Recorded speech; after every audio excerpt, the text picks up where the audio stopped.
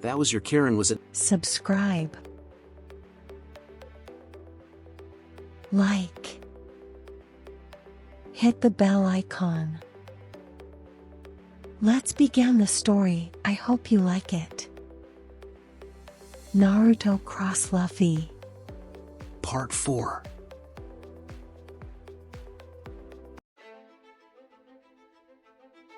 A facet of information he could have done without.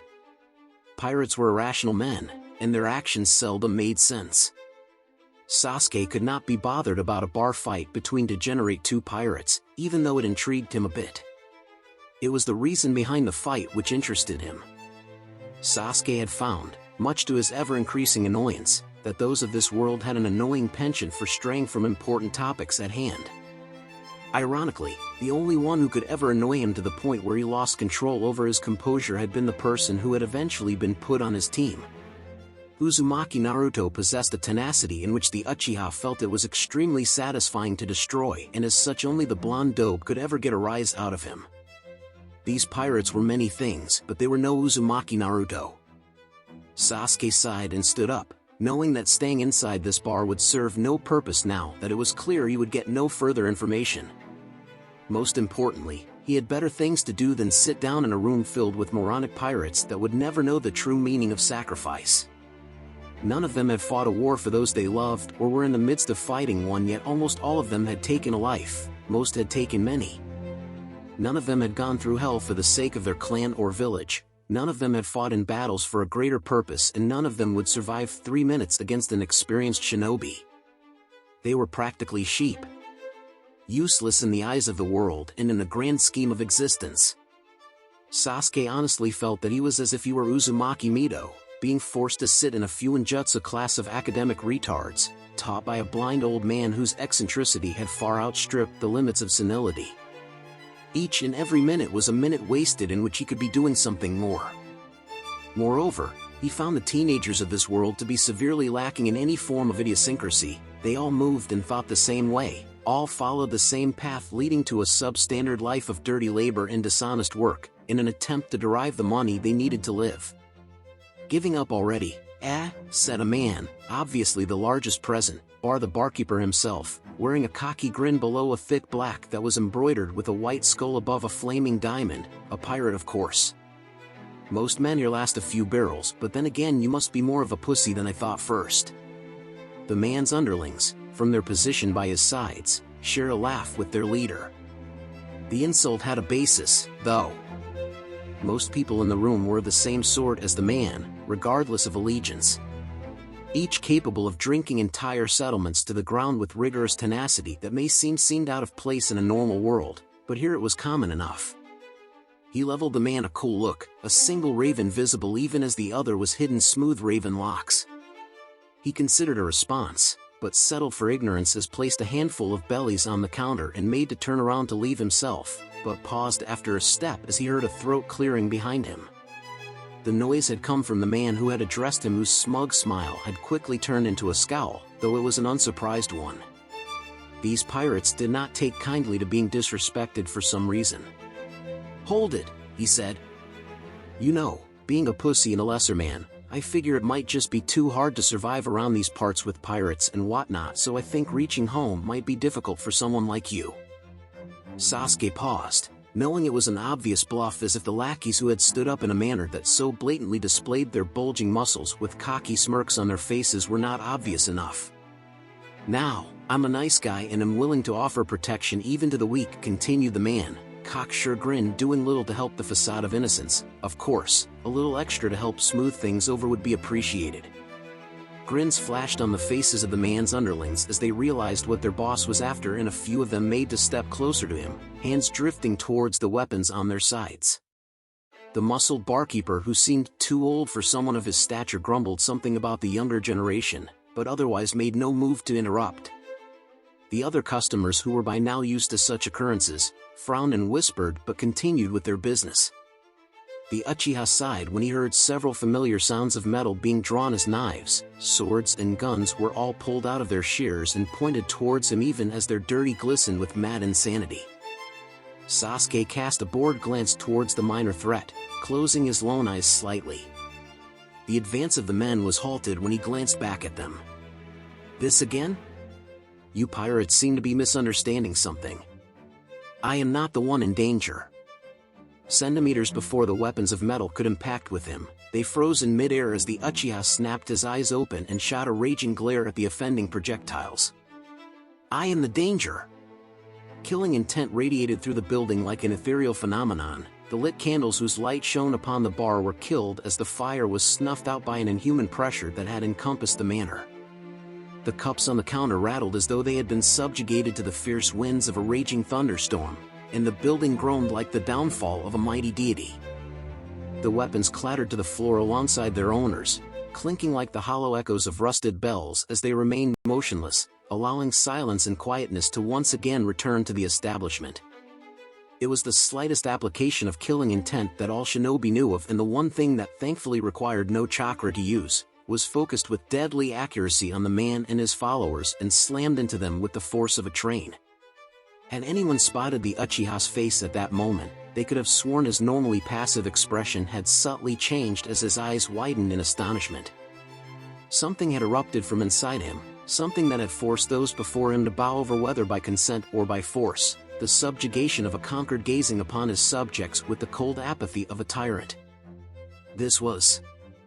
Sasuke did not suppress the small smile that threatened to show on his lips as he walked out with his hands in his pockets, slowly closing the door behind him as he pulled up the hood of his dark cloak. "First things first, I must analyze my surroundings and ascertain what kind of people live here," Sasuke thought as he ascended above the clouds, high in the sky where the stars flowed and the moon glowed even as the shrieks of the heavens as he tore through the sky resounded inside his ears. It was the standard procedure for any shinobi where base factors could not be calculated. To gather all information that they could, for truths and hearsays could break nations and decide the course of wars. Those of the elemental nations knew this truth well, and shinobi guarded information with their lives. Even the tiniest slip-ups could lead to the destruction of an entire hidden village. But Sasuke had to admit, there was a certain charm to the scenery before him. An alluring whisper of sweetness that tempted him with promises of beauty and charm which brought out the temptation that lay buried in the back of his head that told him to let go of duties and burdens which bound him with purpose. He was mastered by the sheer surging of life, the tidal wave of being, the perfect joy of each separate muscle, joint, and sinew, in that it was everything that was not death, that it was aglow and rampant, expressing itself in movement, flying exultantly under the stars. Even as he ascended the heavens and got their good tidings, nature's peace flowed into him just as sunshine flows into trees. The winds blew their own freshness into him, and the storms their energy, even as his cares dropped away like the leaves of autumn. It was so unlike him to appreciate the world around him with nary a care and worry. So much so that Sasuke almost paused in surprise when he realized what he had been doing.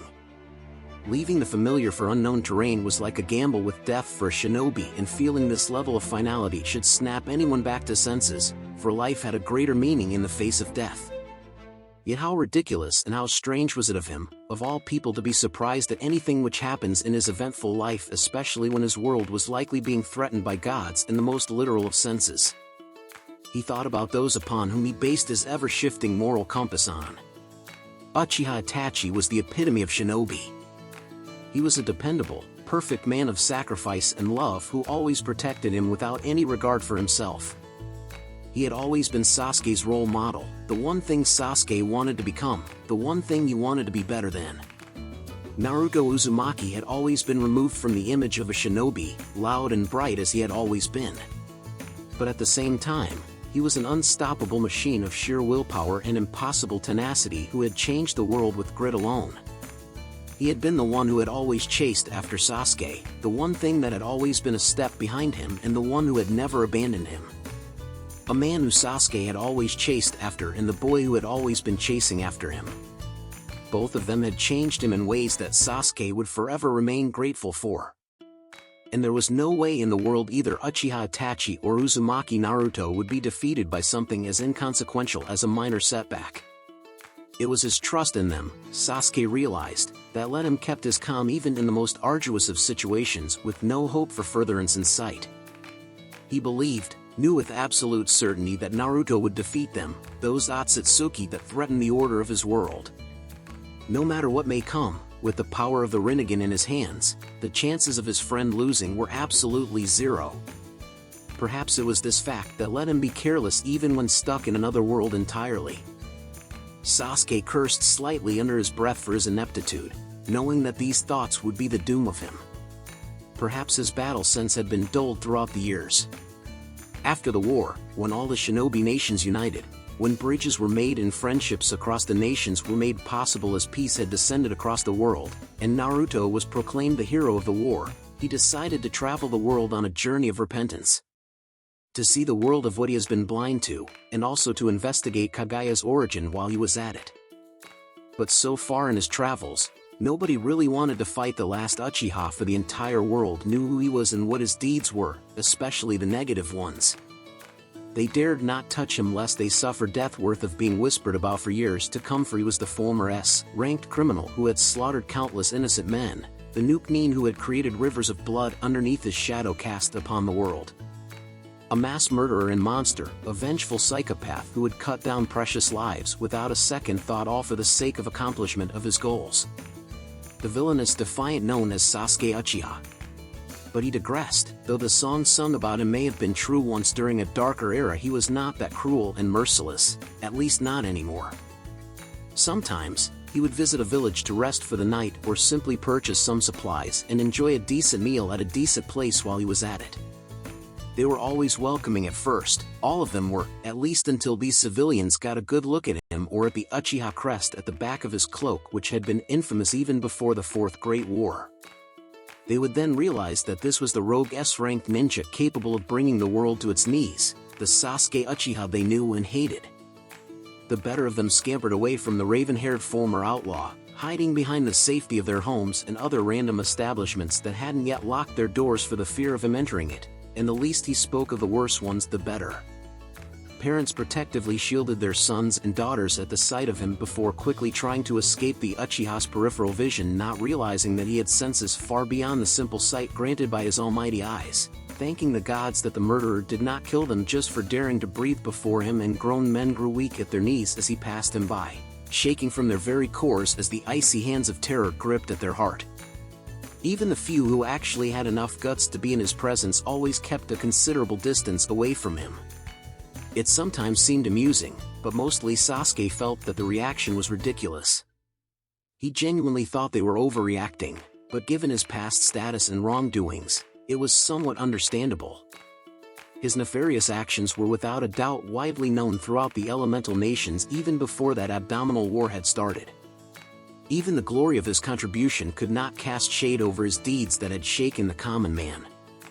Perhaps he might be forgiven several years later when his mettle would become tested and true as his deeds proved what words could not. But that future now lay beyond him, even though he doubted that he would ever be truly forgiven, though. Not that he cared, of course.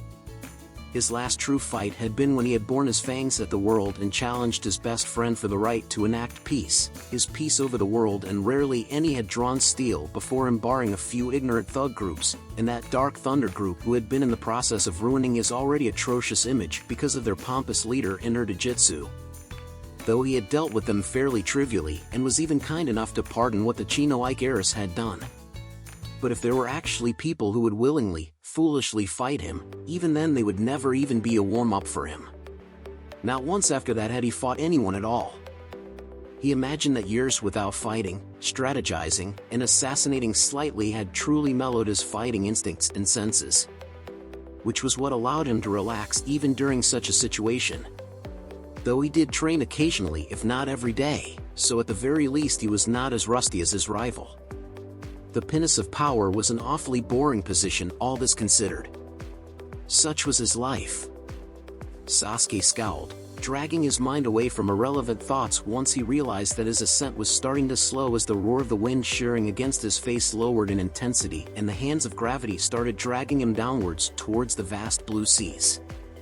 The muscles on his legs clenched as Sasuke took a deep breath and prepared himself again, slowly and carefully calling upon the power within him.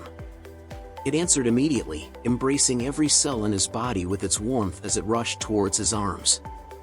It hummed as it flew through his hands and started taking shape, encasing them in an invisible lance that only hockey users could have seen.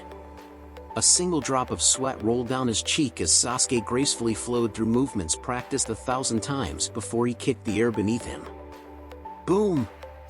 The cloud was larger than a certain eternal forest and made up of water vapor gathered from the 4 seas, bearing a weight that could be measured in thousands of tons. It was a natural formation created by the eternal cycle of water, each droplet within having crossed a journey of 100 years that started from a vast glacier atop a mountain and ended in the boundless skies above. And with just a light tap it imploded. Flying was something considered rare in this world, accomplished only by the rarest of jutsu such as Susanoo or those of the 6 paths, but here it was something that could be accomplished merely by kicking the air hard enough. As he had soon found, the very atmosphere of this world was worked in a way that did not match what the common sense of his world dictated. The air here was dense enough that one could jump on it if they used enough might to do so, the pure might of unparalleled force that is. In just 2 jumps, Sasuke had crossed the boundaries that separated heaven and earth as he tore through the clouds in his path and made his way toward the mythical island where his answers awaited him. The people, forests, and then the island itself had grown smaller and smaller as he had ascended, and now Jaya was but a green speck, barely visible on a vast blue sea as he flew higher at speeds that far surpassed that of sound. It was not long before he passed through a thick white cloud that contained numerous types of strange-looking flatfishes that resembled kites, huge octopuses which floated in a manner resembling balloons, and weird shellfish of all kinds of colors. He had grown used to the strangeness of this world, but he was yet again astonished to see creatures that one might only hope to encounter inside the deep depths of the ocean below and the clouds so high. What would have been considered wonders of nature back in his home world in this world were no more than humdrum happenstances here. Sasuke had to admit, sometimes the most scenic roads in life were the detours one did not mean to take. As he came out of the cloud, the foremost thing Sasuke could observe was the huge forest. The famed island above the Sky Island did not resemble what he had imagined. He had seen a city in the sky before and thought that it would resemble something of that sort, but once again this world had betrayed his expectations. Sasuke had a vague picture in his mind of how this floating island would look, but he never would have thought that he would discover an actual landmass hovering above the clouds, complete with its forests, rivers, creatures, and oddly enough a giant beanstalk. It was beautiful, astounding in a completely different manner, but beautiful nonetheless. He came to a stop high above and dropped down upon a tree before starting to jump from branch to branch, quickly approaching the direction which most probably led to civilization as far as he could ascertain with his senses. Even after a full decade, his childlike wonder over the Sharingan never left him. It was something incredible. A sharp burning sensation grew in his eye, one that had been steadily growing for a while since his arrival in this world, something that reminded him of the burning hellfire his eye once contained. Sasuke did not know what would happen if he pushed his eye any further, but it did not take a genius to realize that the burning pain was not a good sign. Removing Sharingan from him was like being plunged into the dark after standing under the noon sun. Where once he could see everything, now all he could see was what lay before him, and even that was limited to the light spectrum of the human eye. After the vision of the Sharingan, he may as well have been blind. But even without his dojutsu, his vision still lay beyond the limits of humanity and reached the realm of superhuman even by the standards of his world. With it he could see every inch of land before him, the entire island was laid out before his eyes. Sasuke could not even know where to begin to describe to someone without a dojutsu what he was seeing. What was it like to see everything? To say he had a bird's eye view of the land before him would be incorrect because it implied that he was only looking in one direction at one time. His eyes attuned to the granted him the ability to see everything in his range of sight from every angle as if he had an entire model of the island imprinted inside his head. The sheer scale of what he could see was almost overwhelming. He could see in every direction with perfect clarity as if the events happening entire forests away from him were occurring right before his eye. His eye could see an ant climbing a branch 4 kilometers away with perfection, just as he could see the fly flapping his wings in slow motion 6 kilometers away above a rotten corpse of what seemed to be a decaying hog. His powers may have been taken away, but his observation remained strong as ever. In the mere moments when he lay suspended above in the air, he had perfectly assessed his surroundings. his sharp onyx eye had seen a bunch of tents and huts neatly paddled together, alongside what seemed to be people who were busy constructing new homes.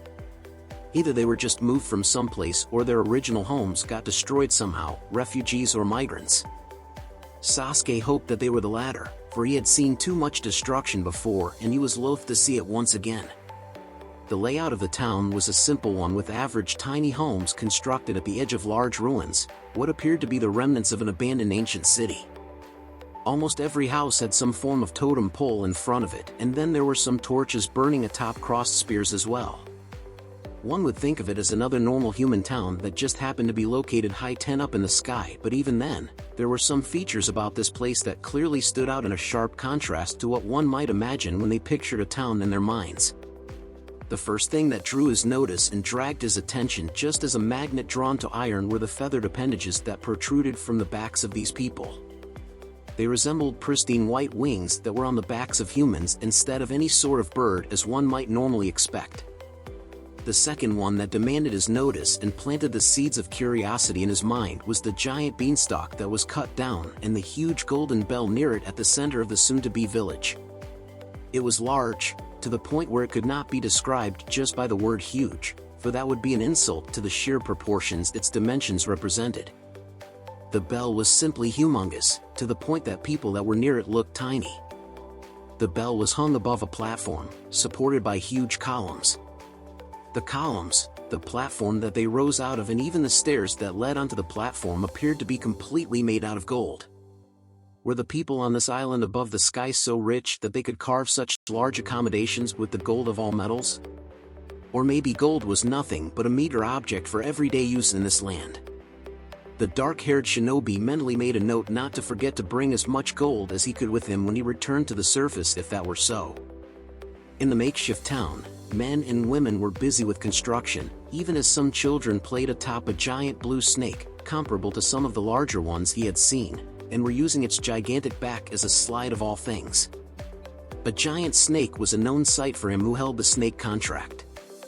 But seeing one behave so friendly was unusual to say the least. Sasuke wondered if this snake could talk or even possessed some sort of consciousness. The snake did not seem to mind the least bit about the fact that human children playing on its back, and was actually smiling. A sharp contrast to the giant snakes he was used to. But it was not the sight of these people that drew most of his attention. No, that would be the thunderous sounds that reverberated across the forest floor.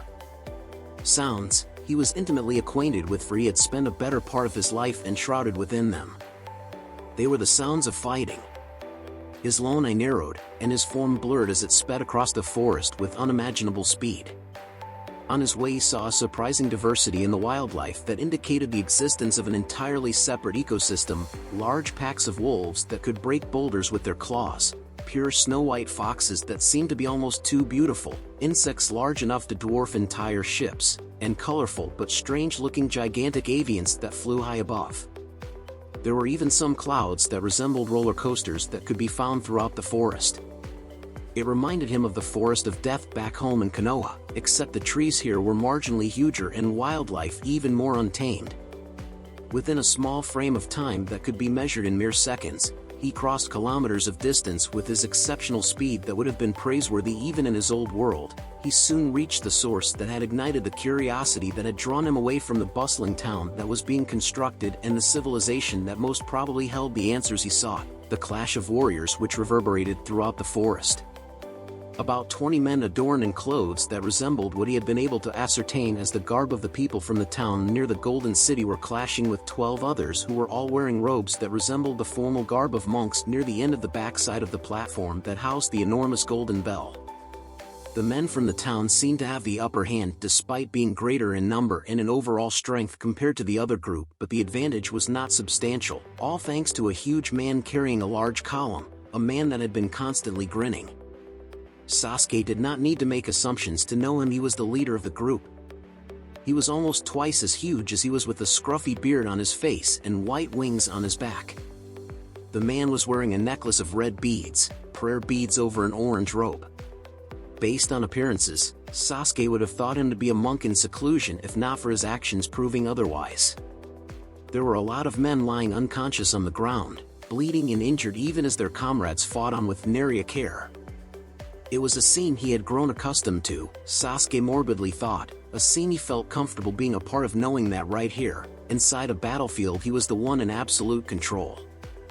Just a quick glance allowed him to observe the various weapons both sides were using, most of them ones never seen before, a bazooka that spat blue flames that resembled lasers, small shells that absorbed impacts attacks and launched them back with twice the intensity, boots that allowed the user to hover across any of the surface, and spears that burned red hot.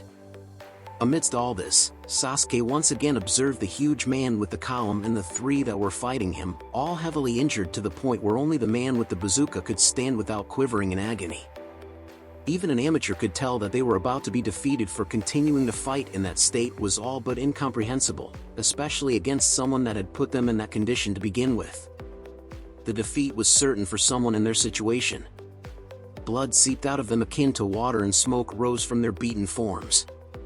They were injured and bleeding and wounded, limbs burning with excretion and wounds screaming in agony. Yet, they continued to stand. Sasuke had seen enough. A single burst of speed and his form flickered into existence, appearing right before the combatants before either of them could move. So quick that it took a moment for both of the parties to notice him. "Do you require assistance?" Sasuke plainly asked, enjoying the way eyes widened at his appearance.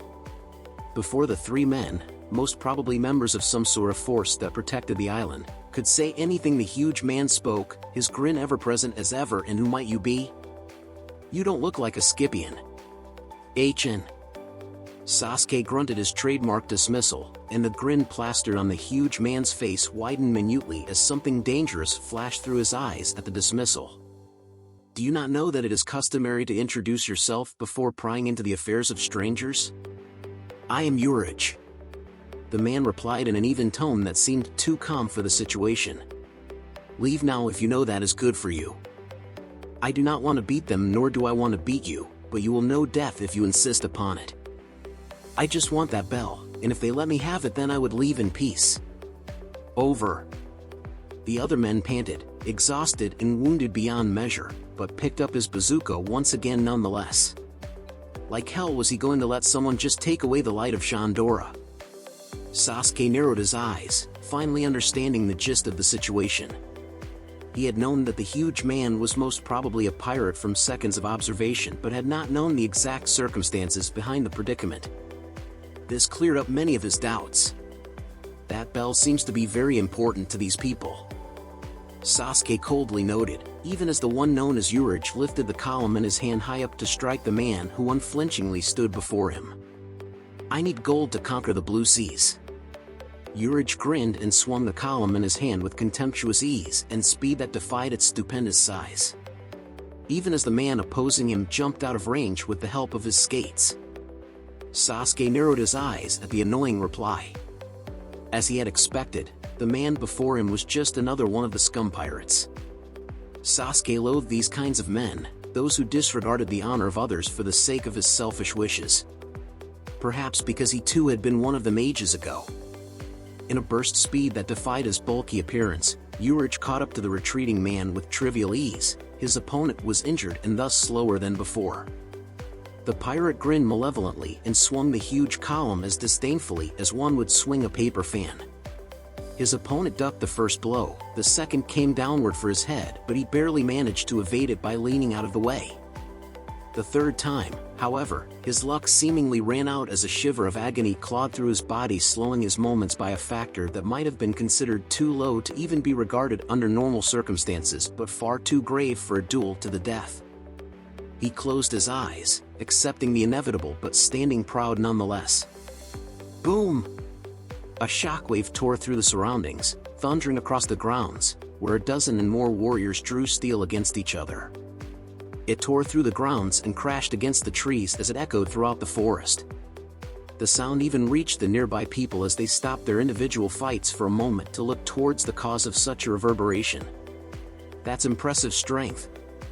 The grin of Uchiha had not left his face for a single moment, even as his eyes widened in surprise. That was my favorite column. But then again, this proves you're a strong one. That is good. I would not feel as bad when you meet death at my hands." The mad monk swung his right leg at Sasuke, but the shinobi dodged the blow by gracefully leaning away from the blow with a grace and elegance that even mighty warriors seldom held. Sasuke leaned sideways to evade the following punch by a narrow margin, even as a shock wave of air passed millimeters away from his face, all the while not moving an inch from his place. The next attack was a simple punch aimed straight at his face, moving so slowly that Sasuke could have moved 100 times before it could ever reach him. The strike was intended to hit his chest if he could not stop it. But no matter how fast Uchiha moved, he himself, along with everyone else watching, knew that Sasuke would be faster. Pulling his shoulder back and pivoting on his back leg, he elegantly succeeded. He pulled back far enough that the strike missed by an inch and then casually watched the thick arm that barely grazed his face with a bored expression on his face. Sasuke then spun around, using the momentum of Uchiha himself against him as he gently grabbed the arm that was meant to crash into his face before he tugged downwards. Uchiha barely had any time to react, his eyes widening by a minuscule as he was sent crashing into the ground. Crash! Once again, the ground below them imploded with impunity. The rock formations around them crumbling from the force of the impact as the pirate crashed into the earth below. Trees were uprooted and boulders crushed as a man larger than a house was launched into the surface with the force of 1,000 cannons.